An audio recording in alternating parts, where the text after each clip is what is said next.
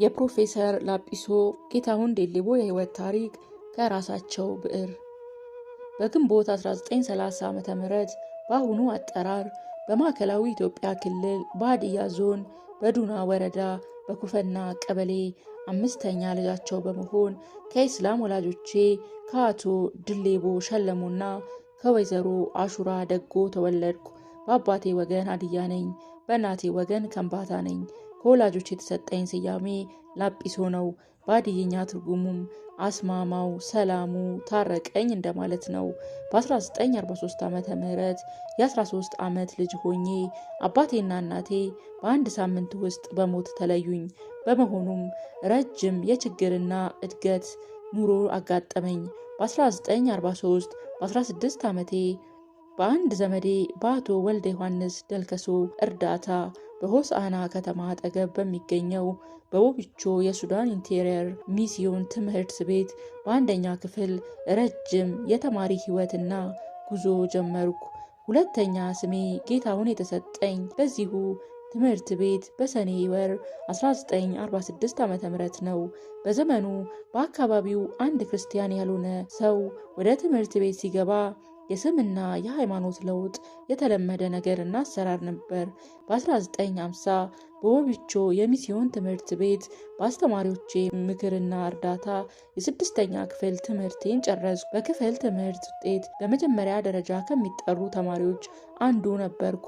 በመጽሐፍ ቅዱስ፣ በታሪክና በንግግር ትምህርት በተለይ ጎበዝ ተማሪ ነበርኩ። ከገጠር የገበሬ ጎልማሳ ተማሪ በመሆኔ ምክንያት ከጥናት በስተቀር ለጨዋታ ጊዜም ፍላጎትም አልነበረኝም። ከ1951 እስከ 1952 ዓ.ም በሆሳዕና ከተማ በራስ አባተ ጓያለው አንደኛ ደረጃ ትምህርት ቤት የሰባተኛና የስምንተኛ ክፍል ትምህርት ተማርኩ። በአንድ ሺህ ከሚቆጠሩ የትምህርት ቤቱ ተማሪዎች መካከል በሳምንታዊ ውይይት ወይንም ደግሞ ዲቤት አንደኛ በመሆን ከአውራጃው ገዢ ሽልማትና የምስክር ወረቀት አግኝቻለሁ።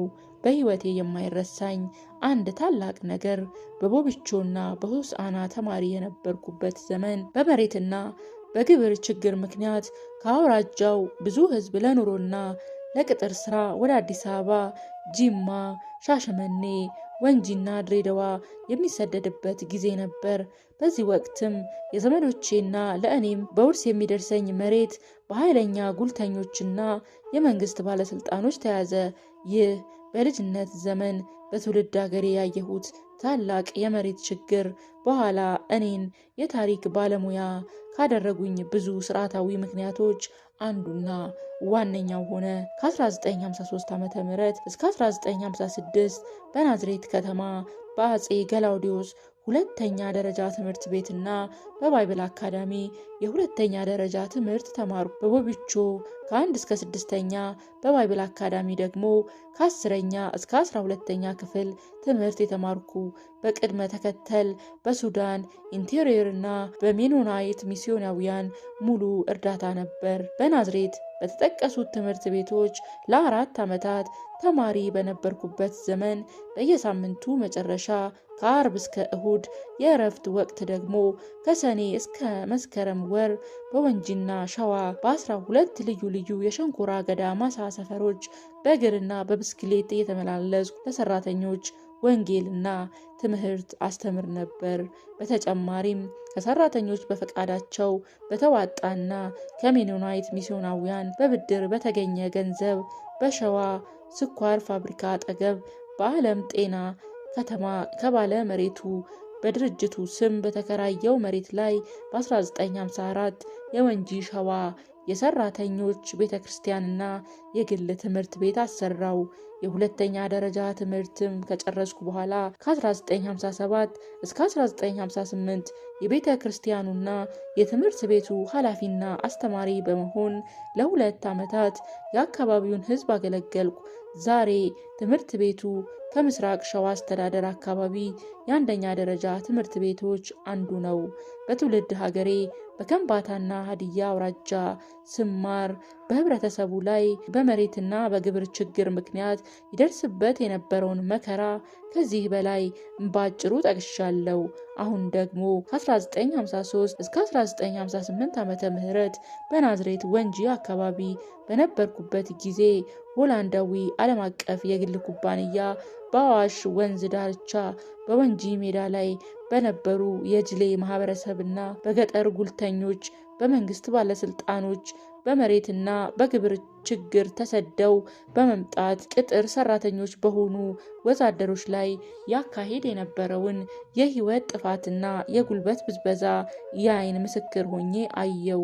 በዚሁ ረገድ ከ1944 ዓ.ም እስከ 1954 ድረስ አንደኛ ኩባንያው የጅሌን ነባር ማህበረሰብ ከወንጂ ቀበሌ አለምትክ ካሳና አድራሻ ነቀለ። ሁለተኛ በተባበሩት መንግስታት የወባ ማጥፊያ ድርጅት በ1950ዎቹ ከወንጂ አካባቢ የወባ ትንኝ እስኪያጠፋው ድረስ ከገጠር በመሬት ችግር ምክንያት ተሰደው የመጡ የኩባንያው ሰራተኞች በመጀመሪያ ዓመታት በወባ በሽታ በብዛት እንደሞቱና ከሞት የተረፉት ደግሞ በኩባንያው ከባርነት በማይሻል ሁኔታ ሲበዘበዙ የአይን ምስክር ሆኜ ለማየት ቻልኩ። ይህ በወንጂ በጅሌ ማህበረሰብና በኩባንያው ሰራተኞች ላይ ሲፈጸም በአይኔ ያየሁት ሁኔታ የኢትዮጵያን ታሪክና የቀድሞውን ስርዓት ከስሩ እንዳጠና ካነሳሱኝ ብዙ ሁኔታዎችና ምክንያቶች አንዱ ሆነ። ከነዚህ ዋነኞቹ የመሬት ጥያቄ እንደሆነ ከዚህ በላይ ተገልጿል። የታሪክ ጥናትን በሚመለከት በ1958 በ28 ዕድሜ ከሜኖናይት ሚስዮን በተሰጠኝ ስኮላርሺፕ ለከፍተኛ ትምህርት ወደ አሜሪካ ሄድኩ።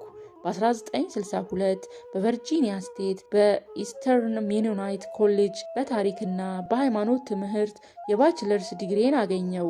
በ1963 በዋሽንግተን ዲሲ ከተማ ከሃርቫርድ ዩኒቨርሲቲ በታሪክ የማስትሬት ዲግሪ አገኘው።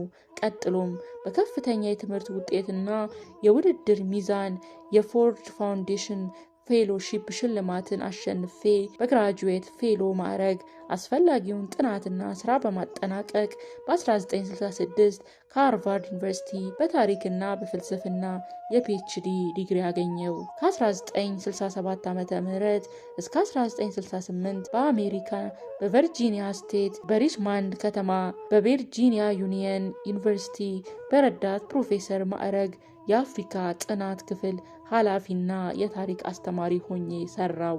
በግንቦት 1968 ከቨርጂኒያ ዩኒቨርሲቲ ስራዬን በፈቃዴ ለቅቄ ወደ ሀገሬ በመመለስ ከ1968 እስከ 1969 በማስታወቂያ ሚኒስቴር ከ1970 እስከ 1975 ዓ.ም በባህል ሚኒስቴር በተለይ የአብዮቱን ታሪካዊ መነሻና ሂደት እንዲሁም የኤርትራን ችግር በሚመለከት ሰፊ የጥናት ስራ ሰርቻለሁ። ከግንቦት 1975 እስከ ዛሬ ድረስ በኢትዮጵያ ብሔረሰቦች ጥናት ኢንስቲትዩት በዋና የታሪክ ኤክስፐርትነት በኢትዮጵያ ታሪክ፣ አብዮትና ወቅታዊ የፖለቲካ ጉዳዮች ላይ ተመሳሳይ ስራን በማካሄድ ላይ እገኛለሁ። በአሜሪካ በትምህርትና በስራ ምክንያት ለ10 ዓመታት በቆየሁበት ዘመን የሀገሪቱን ወቅታዊ የስርዓትና የፖለቲካ ጉዳዮችን በሚመለከት በሰሜን አሜሪካ አብዮታዊ የኢትዮጵያ ተማሪዎች ማህበር አባል ነበርኩ። ከትምህርት አኳያ በፍልስፍና መሰረታዊ የሰው፣ የህብረተሰብ፣ የተፈጥሮ፣ የህይወት፣ የእውቀት፣ የንብረት፣ የህግ፣ የሃይማኖት፣ የኤቲክስ፣ የርዕዮተ ዓለም፣ የፖለቲካ ስርዓትና የመንግስት ጉዳዮችን በሚመለከት ከምዕራብ ታላላቅ ፈላስፋዎችና ምሁራን በተለይም ከፍራንሲስ ቤከን፣ ከሬኔ ዲካርት፣ ከጆርጅ በርክሊ፣ ከባሩክ ስፓኖዛ፣ ከቶማስ ሆብስ፣ ከጆን ላክ፣ ከዴቪድ ሁም፣ ከኢማኑኤል ካንት፣ ከጆርጅ ሄግል፣ ከሰረን ክርካርድና ከካርል ማርክስ እንዲሁም የታሪክ ትምህርትን በሚመለከት ከሄግልና ከማርክስ ታላቅ ትምህርትን አግኝቻለሁ። በተጨማሪም ከሃርቫርድ ዩኒቨርሲቲ ታዋቂ አፍሮ አሜሪካዊ የታሪክ ምሁሩ ፕሮፌሰር ቻንስለር ዊሊያምስ በአፍሪካ ታሪክ የጂኦ ፖለቲካና የውጭ ኃይሎች ተጽዕኖ ሚናን በሚመለከት መሰረታዊ ትምህርትን አስተምሮኛል።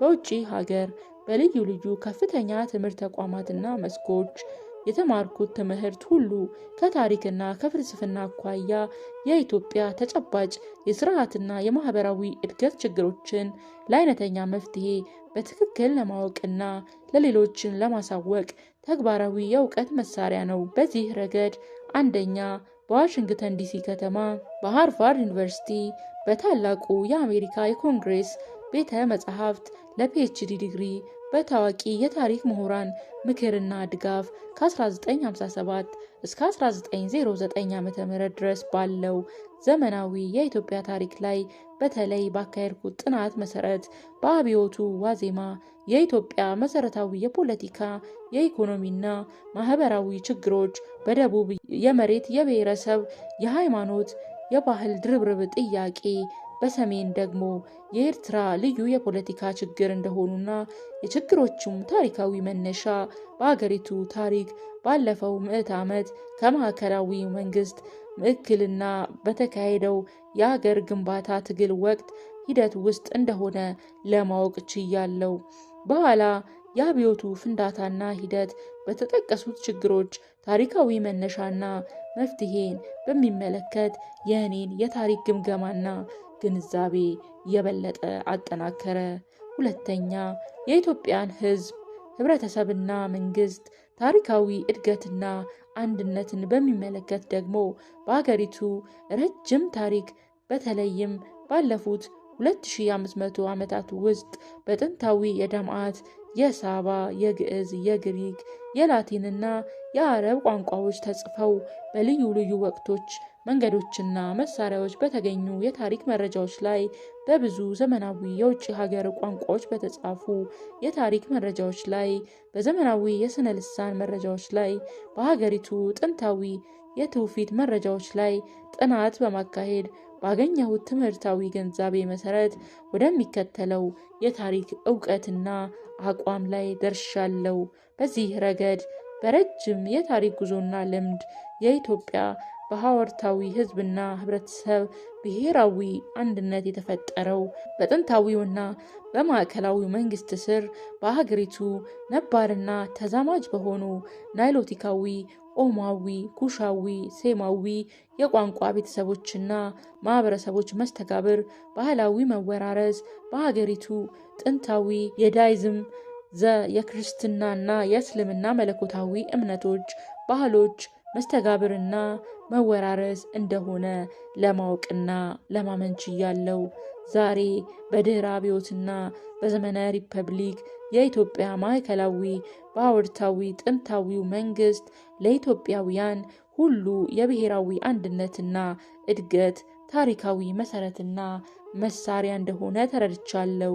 በዚህ በኢትዮጵያ መንግስትና ባህላዊ መሰረት የሀገሪቱ ሁሉም ብሔረሰቦች፣ ማህበረሰቦች ብሔራዊ አንድነትና በዲሞክራሲያዊ እኩልነት ተሳስረው በሰላም በጋራ ብልጽግና የሚኖሩበትን አዲስ ማህበራዊ ስርዓት መገንባት እንደሚገባና እንደሚቻል በራሴ የታሪክ ጥናት ተረድቻለሁ። በዚህም አጠቃላይ የኢትዮጵያ ታሪክ ግምገማና ግንዛቤ መሰረት በሀገር ውስጥና በውጭ ሀገር የአብዮቱን ታሪካዊ መነሻና ሂደት፣ የሀገሪቱን በሐዋርታዊ መንግስትና ብሔራዊ አንድነት፣ የኤርትራን ወቅታዊ ችግርና የሪፐብሊኩን ምስረታ በሚመለከት በልዩ ልዩ መንገዶችና መሳሪያዎች ማለትም በህትመት ስራ፣ በስብሰባ፣ በምሁራን ጉባኤ፣ በብሔራዊ የራዲዮና የቴሌቪዥን ሚዲያ የኢትዮጵያ ኤክራዳል ኦፍ ሂስትሪ ማለትም የኢትዮጵያ የታሪክ መነሻ በሚል ርዕስ የሀገሪቱን የመጀመሪያ የታሪክ አትላስ ጨምሮ ከ100 በላይ ጥናታዊ ጽሑፎችንና ንግግሮችን አቅርቤያለሁ።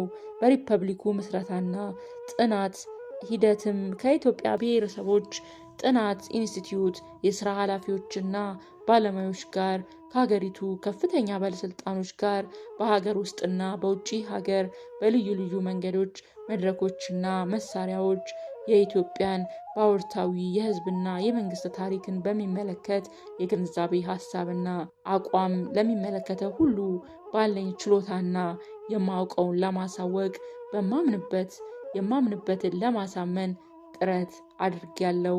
በተጠቀሱት ጊዜያት፣ መድረኮች፣ መንገዶችና መሳሪያዎች በኢትዮጵያ ህዝብና የመንግስት ታሪክ ላይ ላቀረብኳቸው የግንዛቤ ሀሳቦችና አስተያየቶች ከህብረተሰቡ ከተለያዩ ክፍሎችና ግለሰቦች ማለትም ከሰፊው ህዝብ፣ ከባለስልጣኖች፣ በውጭ ሀገር ከኢትዮጵያ ተማሪዎችና ምሁራን፣ በማስታወቂያ ሚኒስቴር፣ በባህል ሚኒስቴርና በኢትዮጵያ ብሔረሰቦች ጥናት ኢንስቲትዩት ከስራ ኃላፊዎች፣ ባልደረቦች፣ በልዩ ልዩ ስፍራዎች፣ መንገዶችና ምክንያቶች የተሰጠኝ ድጋፍ በታሪክ ትምህርትና ስራዬ ላይ ተጨማሪ ትጋትና ብርታት እንደሰጠኝ በኩራት እየገለጽኩ በዚህ አጋጣሚ ለተጠቀሱት ወገኖች ሁሉ እንዲሁም በሀገር ውስጥና በውጭ ሀገር እኔን ከገጠር ገበሬ ጎልማሳ ባስተማሩ ሰዎችና የትምህርት ተቋማት በሙሉ ጥልቅ ምስጋናዬን አቀርባለሁ።